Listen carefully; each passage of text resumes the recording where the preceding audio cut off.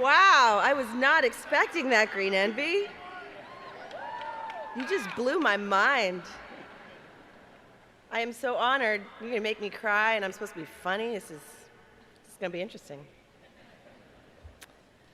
Well, well, well. Here we are. Look at all these beautiful faces and iPhones.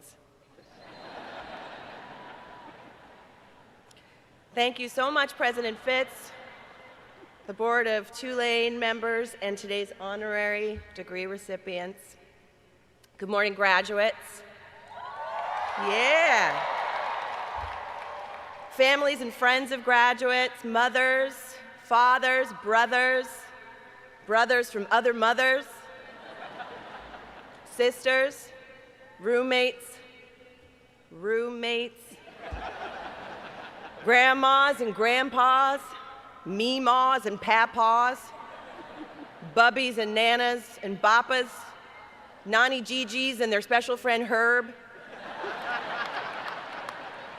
Aunt Ronnie's, Uncle Gary's, and people who met on Tinder this morning.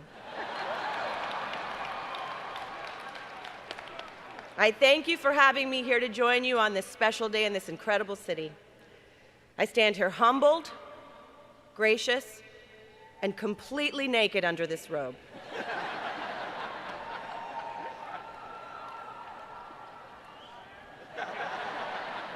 It really is a true honor to be with all of you as you begin this new phase of your life, as you embark on this exciting and challenging journey of being sober during the day.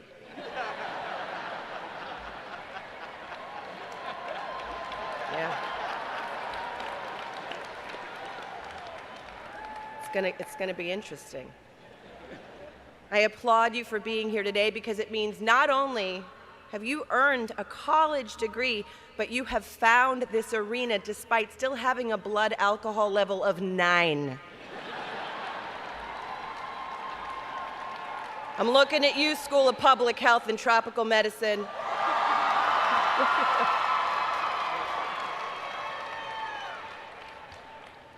You don't fool me.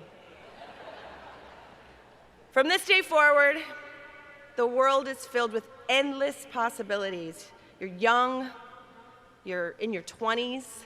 This is a great, great day for you.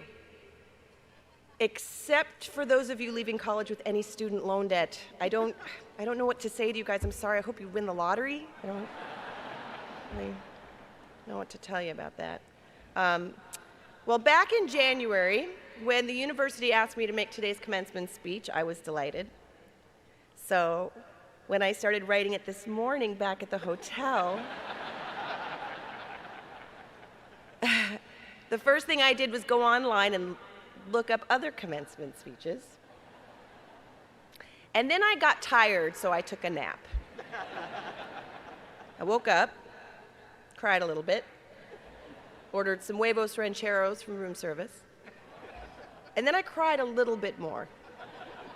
And then I picked myself up by the bootstraps and decided to go back to sleep.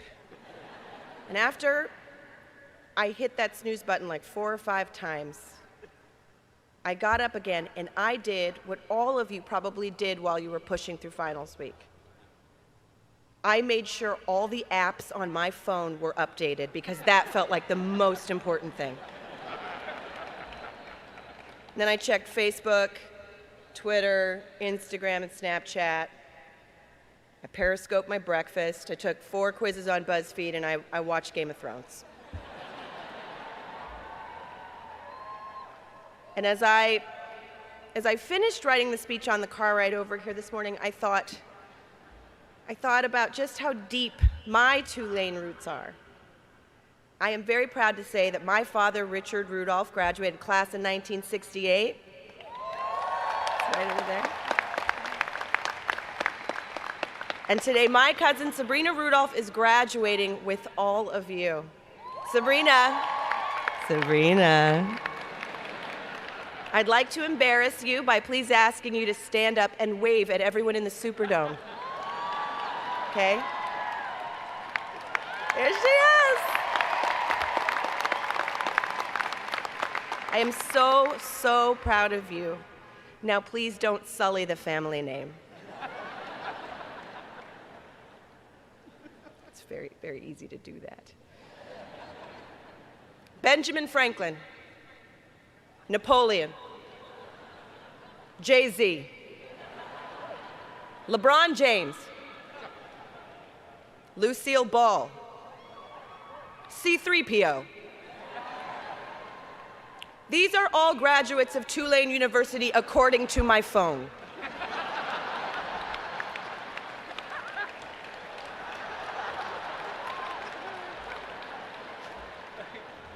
And they all graduated Magna Carta Holy Grail.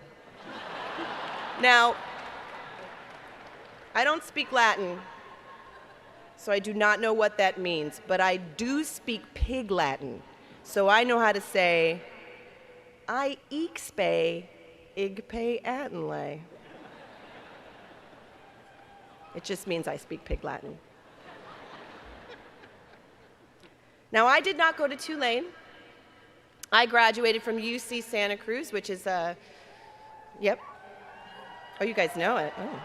Well, it's a little hippie school nestled in the beautiful seaside woods of Northern California. So it's like this. You guys have the green wave, and our school mascot was the banana slug. We did not have a football team, but in fact, we had an ultimate frisbee team. It's different, right? I majored in not washing my feet and advanced zigzag rolling. So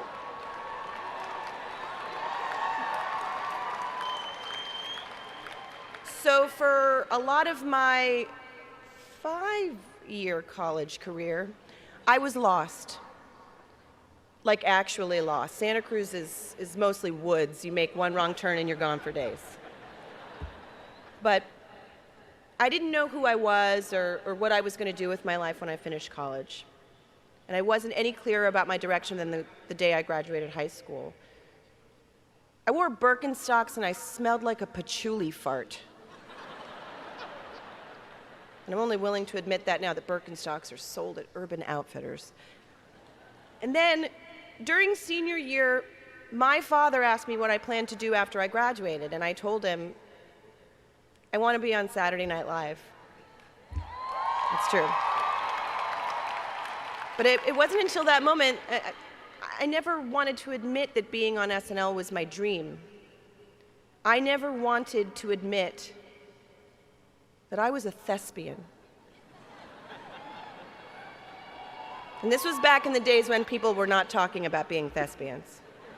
It was before thespians could marry.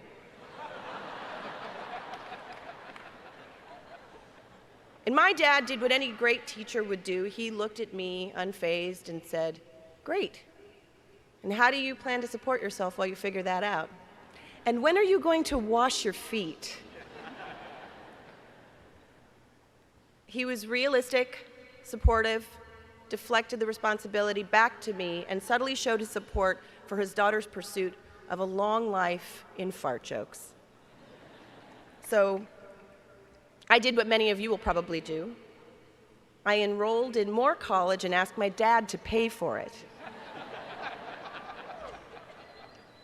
At the Groundlings Theater in Los Angeles, I studied improvisation. And in improvisation, there is one hard and fast rule.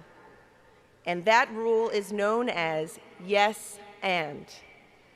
The term yes and, to say yes, and not just yes, but to add information. So in the adding of information, you don't negate the other person's idea, but in fact, you build on it. So it's like this. If I'm in a scene with you, President Fitz, and you say, "Hey, you're Oprah Winfrey," and I say, "No, I'm not," then our scene would be over.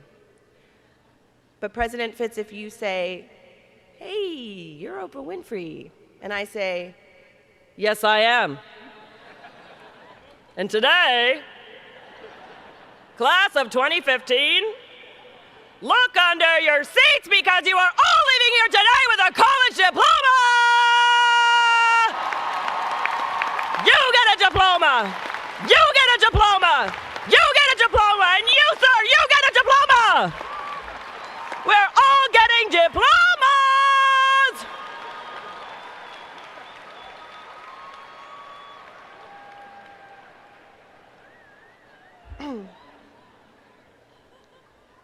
Almost lost my hat on that bit. So if I could give my 21-year-old self any advice, it would be to take as many bikini photos as you can now because your body is smoking hot. And let me tell you something, it will not be this banging after childbirth. But seriously, if I could give my 21-year-old self the advice I'm giving you today, and if I had a time machine, well, if I had a time machine, then I would go back in time and I would probably invent the iPhone because I think I could make a ton of money. But if I must give any of you advice, it would be this. Say yes. Say yes. Say yes and create your own destiny. So hold on to your old friends. It's good. Kiss your mama. Admit what your dreams are. Don't beat yourself up if you don't know what you're going to do tomorrow. But work hard and don't be lazy. And put away your damn iPhone once in a while.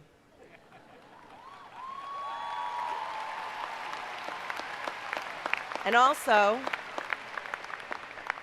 be nice to jerks because we still don't know the criteria for getting into heaven yet.